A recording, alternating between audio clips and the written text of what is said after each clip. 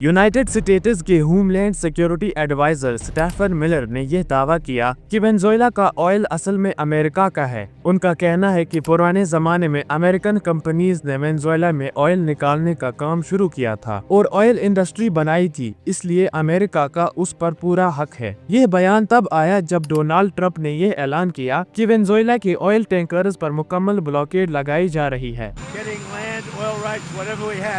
They took it away because we had a president that maybe wasn't watching, but they're not going to do that.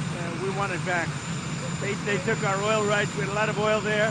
As you know, they threw our companies out, and we want it back. America का इल्जाम है कि Venezuela अपने oil के पैसे गलत कामों जैसे ड्रग्स और टेररिज्म में यूज करता है, लेकिन इसका कोई पक्का सबूत सामने नहीं आया। इसी वजह से बहुत से लोग कहते हैं कि अमेरिका का असल मकसद वेनेजुएला के ऑयल पर कब्जा करना है और वहां की हुकूमत को कमजोर करना है। वेनेजुएला के पास दुनिया का सबसे बड़ा ऑयल रिजर्व है और उसके ऑयल का ज्यादातर हिस्सा ओरिनोको बेल्ट नाम के इलाके में है। इतना ज्यादा ऑयल होने के बावजूद वेनेजुएला आजकल बहुत कम ऑयल बेच रहा है, क्योंकि उस पर अमेरिका की तरफ से सख्त सैंक्शंस लगी हुई हैं। अमेरिका ये इसलिए कहता है कि वेनेजुएला के ऑयल पर उनका पूरा हक है, क्योंकि 1900s के आसपास अमेरिकन कंपनीज ने वेनेजुएला में ऑयल निकालना शुरू किया था। उन्होंने मशीनरी लगाई, पैसे इन्वेस्ट किए और फील्ड्स डेवलप किए। लेकिन 1976 में वेनेजुएला की हुकूमत ने ऑयल इंडस्ट्रीज को नेशनलाइज कर दिया। मतलब सरकार ने यह कहा कि अब सारा ऑयल सरकार का है, ना कि किसी फॉरेन कंपनी का। इंटरनेशनल लॉ के मुताबिक हर कंट्री को अपनी जमीन के अंदर मौजूद